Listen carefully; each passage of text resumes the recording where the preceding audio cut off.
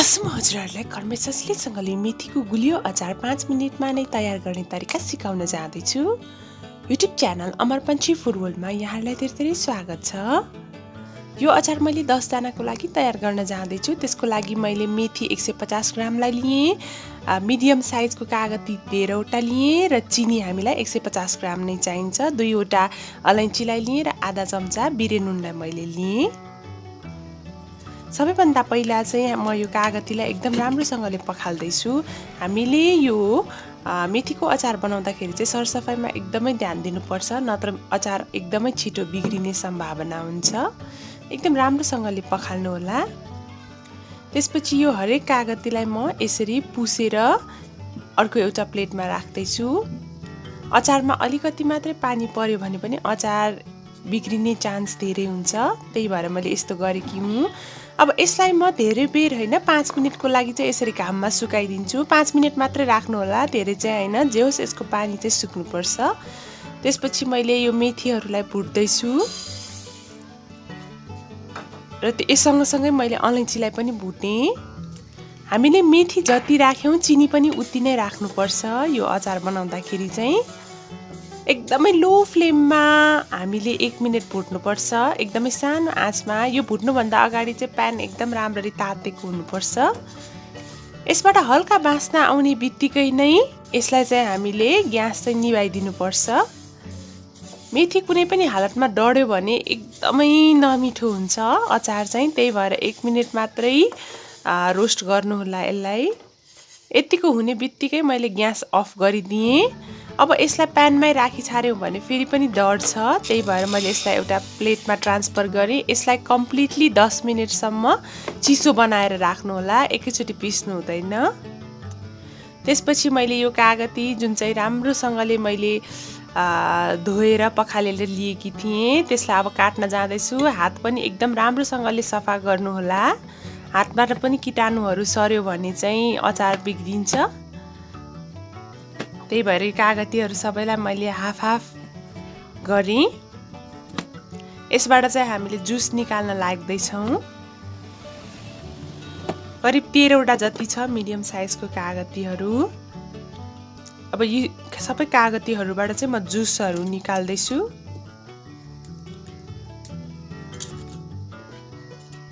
यो कागतीको बोक्रा चाहिँ नफाल्नु होला। यो कागतीको बोक्रालाई पनि 2 चम्चा नुन र 2 चम्चा बेसार साथसाथै खुर्सानी राखेर यहाँहरूले एयर टाइट कन्टेनरमा 15 दिनसम्म घाममा सुकाउनु भयो भने चाहिँ यसको पनि एकदम मिठो अचार बन्छ, जुन म यहाँहरूलाई छिट्टै नै अर्को भिडियोमा देखाउन जाँदैछु। यो बोक्राहरूको अचार पनि एकदमै स्पाइसी र मिठो हुन्छ। यसरी सबै कागतीबाट मैले जुसहरू निकालेँ।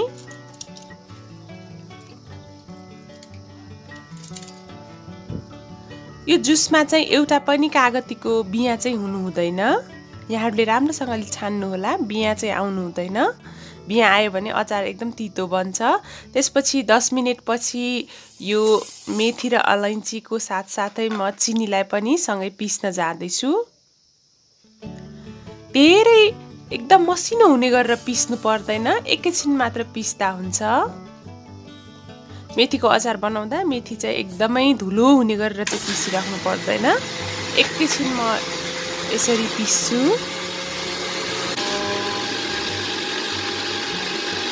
यहाँहरूलाई खोलेर पनि देखाउँदैछु। यतिको हुँदाखेरि हुन्छ। एकदमै पाउडर चाहिँ भइसकेको छैन, यो ठिक्कको भइसकेको छ। त्यसपछि मैले एउटा प्लेटमा ट्रान्सफर गरेँ यसलाई। यसमा चाहिँ अब म बिरे नुन राख्दैछु। बिरे नुनले एकदमै राम्रो टेस्ट दिन्छ अचारमा। यहाँहरूसँग छैन भने चाहिँ नर्मल नुन नै राख्नु भए पनि हुन्छ। त्यसपछि यो कागतीको जुसलाई मैले खन्याइदिएँ यसरी। अब यो हल्कासँगले यसरी मिक्स गर्नुपर्छ हामीले। यसरी गोलो गोलो गरी घुमाउँदै हामीले यो मिक्स गर्यौँ भने चाहिँ एकदमै सजिलो हुन्छ। यसको टेस्ट एकदमै मिठो छ। यो चाहिँ इन्स्ट्यान्टली नै खान पनि मिल्छ र यो यदि यहाँहरूले घाममा सुकाउन थाल्नु भयो भने चाहिँ 3 वर्षसम्म एयर टाइट कन्टेनरमा स्टोर गर्न मिल्छ। यो चाहिँ भोलिपल्ट हुँदासम्म चाहिँ अलिकति फुलेर चाहिँ आउँछ 25% जति। यसको चिनीहरू पनि पग्लिसकेको छ। यसरी एकैछिनमा नै घुलिन्छ यो, धेरै टाइम चाहिँ लाग्दैन। भोलिपल्ट चाहिँ यो 25% जति फुलिसकेपछि चाहिँ एकदम मिठो बन्छ। तर इन्स्ट्यान्टली अहिले नै पनि यहाँले खान सक्नुहुन्छ। एउटा सिसीलाई चाहिँ एयरटाइट कन्टेनरलाई चाहिँ मैले मजाले मनतातो पानीले पखालेर दिनभर घाममा सुकाएर राखेकी थिएँ। अब म यसमा स्टोर गर्दैछु। यसरी मैले स्टोर गर्दाखेरि चाहिँ पुरै माथिसम्म आउने गरेर नराख्नु होला। मेथी भनेको एकदम फुल्छ, त्यही भएर यसरी 1 इन्च जति ग्याप चाहिँ छोड्नु होला। भोलिपल्ट चाहिँ यो मजाले फुलिसकेको हुन्छ। तर अहिले नै खाँदा पनि फरक पर्दैन। यसरी मैले घाममा सुकाएर राखेँ। यदि ब्लड प्रेसर लो छ भने चाहिँ अलि थोरै नै खानु होला यो, र डायबिटिजको बिरामी हुनुहुन्छ भने पनि अलि थोरै नै खानु होला।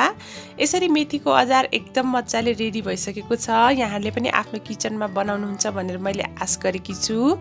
आजको भिडियो हजुरहरूलाई कस्तो लाग्यो? यदि मन पर्यो भने भिडियोलाई लाइक, कमेन्ट र सेयर गर्न नबिर्सिनु होला। साथै मेरो च्यानल अमर पञ्ची फुड वर्ल्डलाई सब्स्क्राइब गरिदिनु होला। Thank you so much for watching. Happy cooking to all of you.